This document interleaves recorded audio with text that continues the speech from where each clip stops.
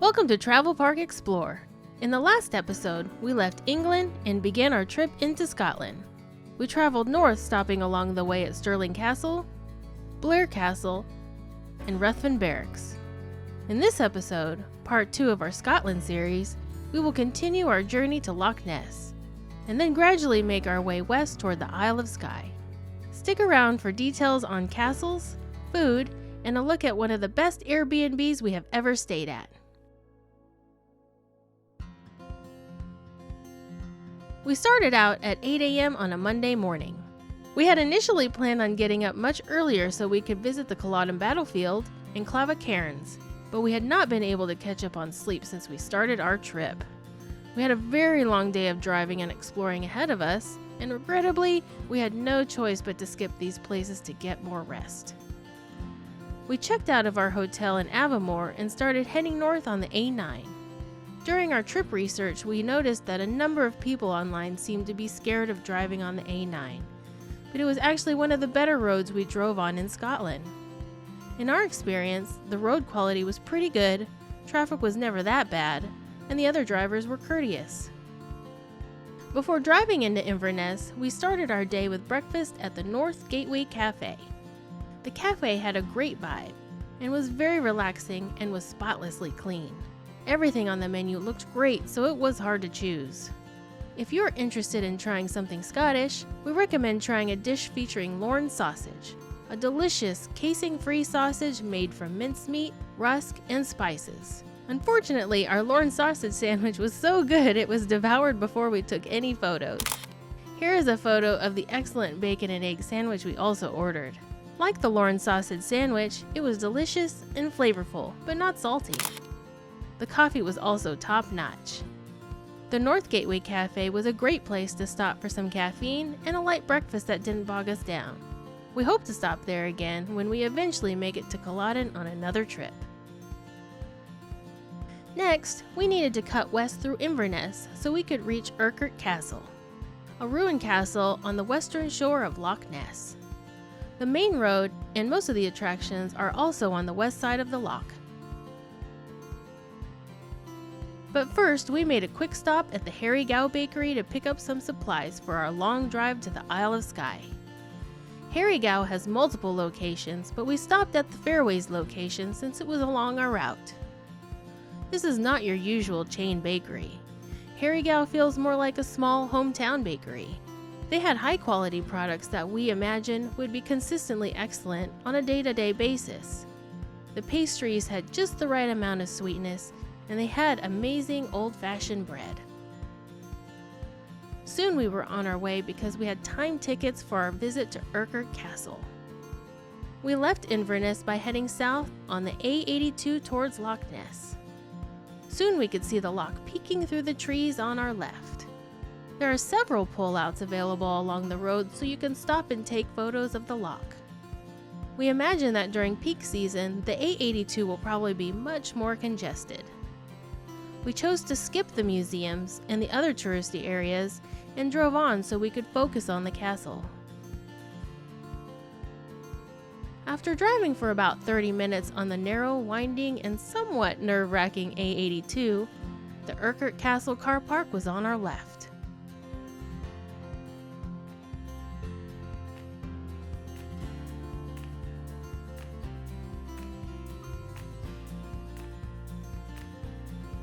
The castle was very busy, so we definitely recommend booking both your castle tickets and parking in advance. You will need to select a date and time to visit the castle, so you will have to stick to a schedule if you choose to visit. See the link in the description for more details regarding opening times and prices.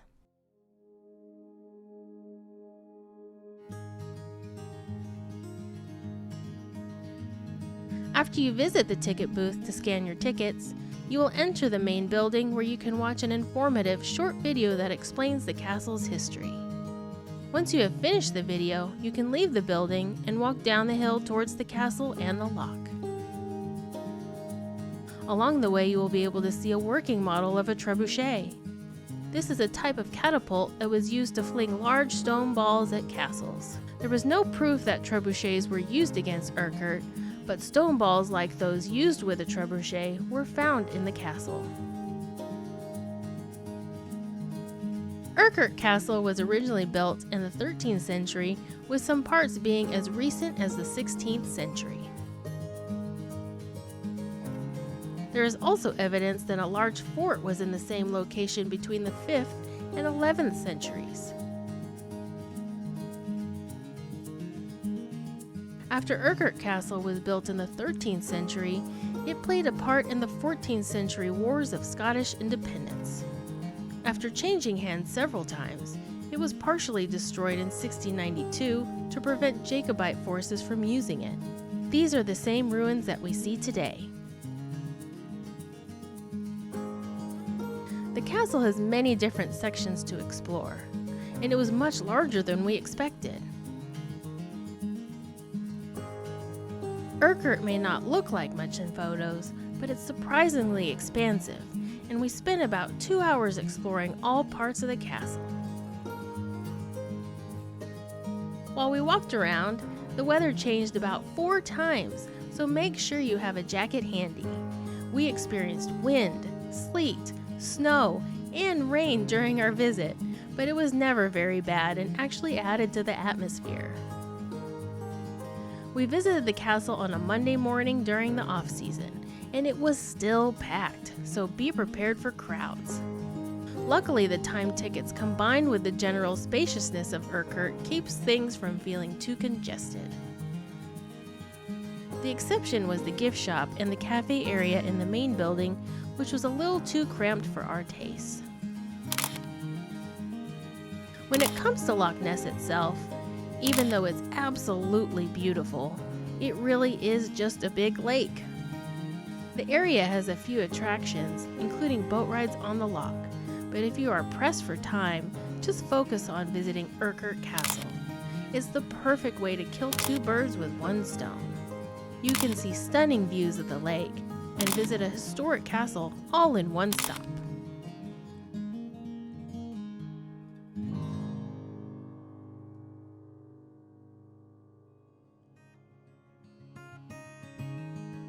It was now time to start the 3-hour drive west to our Airbnb on the Isle of Skye.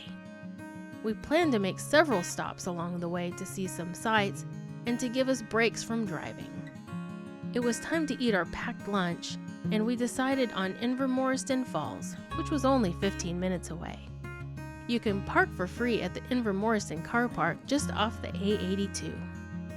For a nice view of the falls, follow the path behind the Glenmoriston Millennium Hall south toward the river.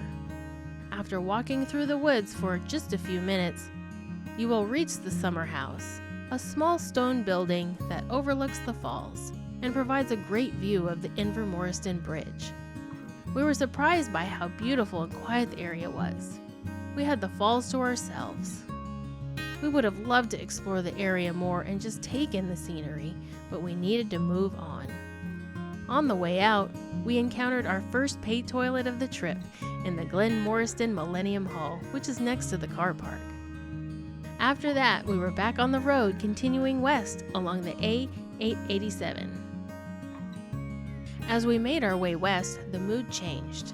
The scenery became more mountainous and atmospheric. Soon we were passing the beautiful Loch Cluanie and getting our first glimpses of snow-tipped mountains.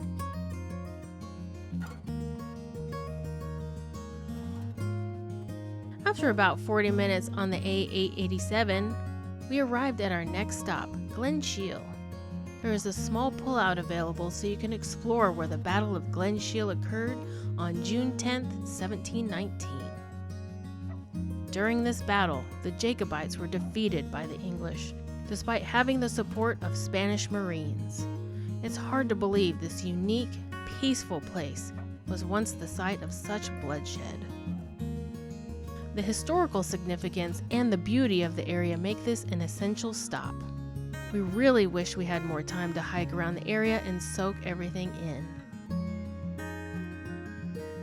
Next, we continued west on the A887 to Chocolates of Glenshiel for some much-needed caffeine. This cozy shop had a warm and inviting vibe. Here you can enjoy coffee, cakes and their own handmade chocolate. They had unique flavors like haggis spice, tablet, and Cullen mint cake. My favorite was the dark chocolate and Skye sea salt, but you really couldn't go wrong with any of their offerings. To top it off, all their flavors are locally sourced. Their chocolate is literally the best we have ever had, and we've had more than our fair share in our lifetimes.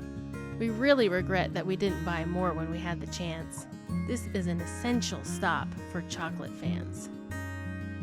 Soon we were back on the road and on our way to our next stop at Eilean Donan, one of the most well-known sites in Scotland. As a side note, take care when driving in the area around Chocolates of Glenshiel. Goats can run into the road without warning. We had to slam on our brakes to narrowly avoid a collision. Luckily, both our rental car and the goats came away unscathed. After driving for just a couple of minutes, the breathtaking scenery of Loch Ness came into view. Driving through this area made us wish we had more time to spend here. It seemed like a great place to go on walks and relax the mind.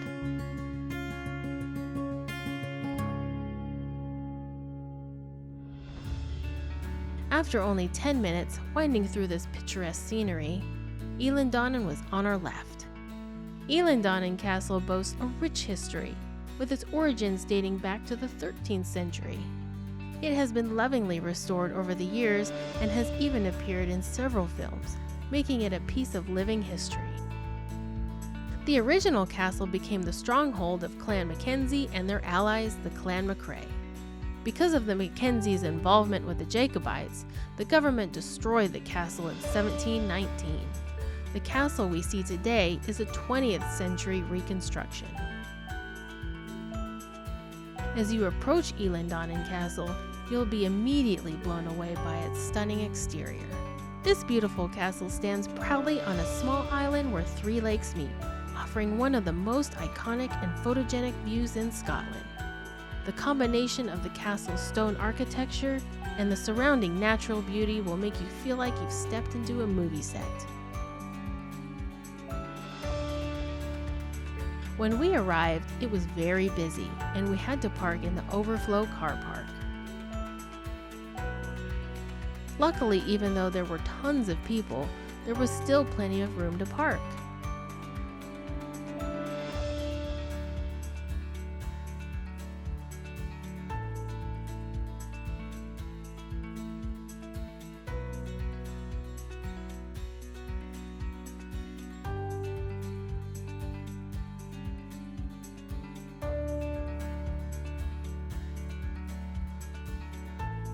After you find a space, you will need to pay for parking at the pay and display machine.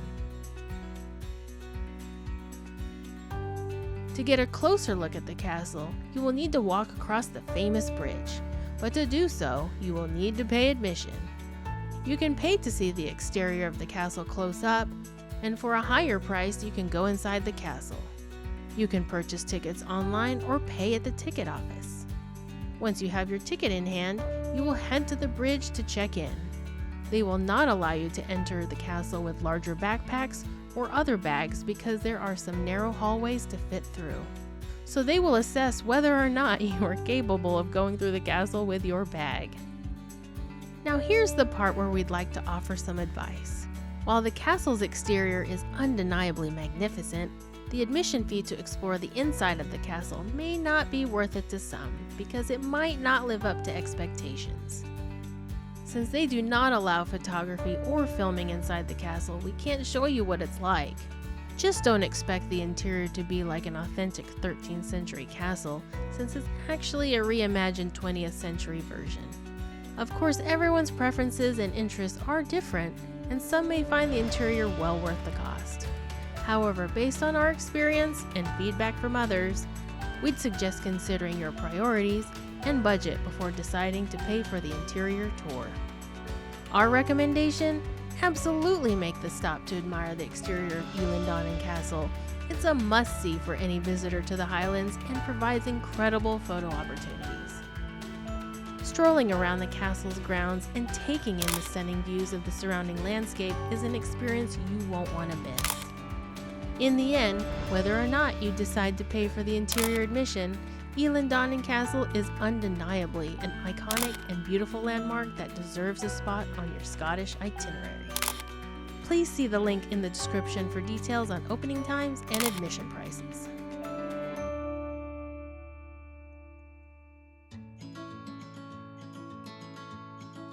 Next, we were on our way to Plockton, a small fishing village about a half an hour from Eilean Donan.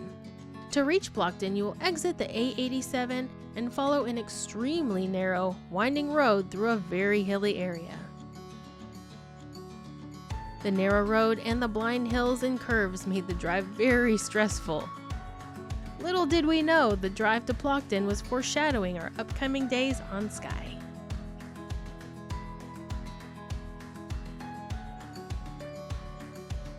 To have the easiest time parking, we recommend using the Harbour car park.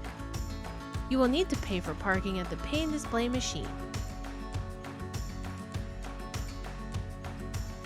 Public toilets are available at the car park during busier months.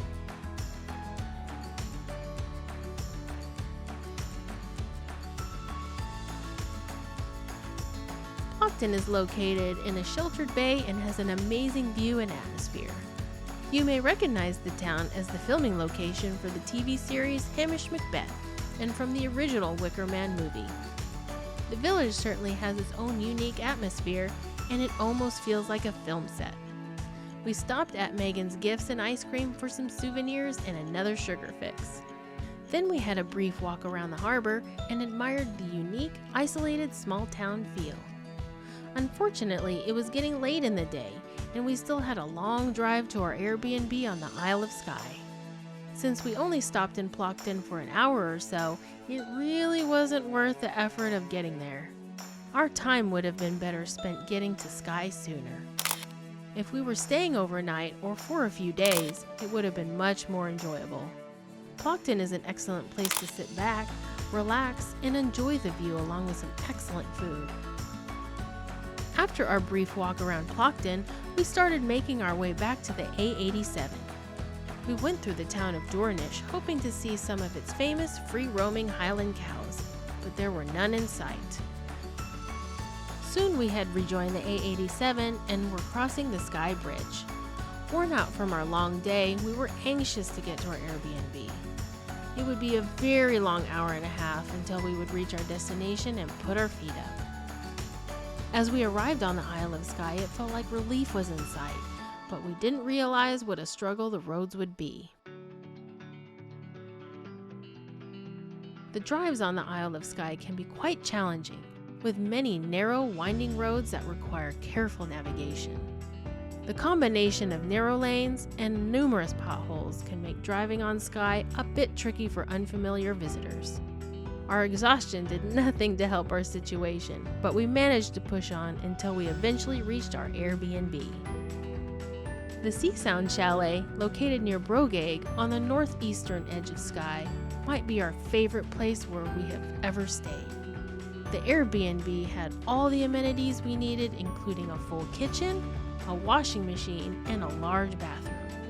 The owners clearly put a lot of care into the property, and it was spotlessly clean. The large windows gave us beautiful views of the ocean and a close look at nearby sheep with their newborn lambs. At night, the dark skies and clear weather provided excellent views of the stars. With the beach just a 10-minute walk away and the Kerrang only a 10-minute drive away, this location was ideal for us. A link to the Airbnb is in the description below. Tune in next time as we begin exploring the Isle of Skye. We will visit Old Manor Store, Dunvegan Castle, and St. Columba's Isle. If you have any other tips, insights, or experiences you'd like to share with fellow viewers, please don't hesitate to comment below. If you found value in this content, we would be incredibly grateful if you could show your support by hitting that like button and subscribing to our channel. Thank you, and safe travels!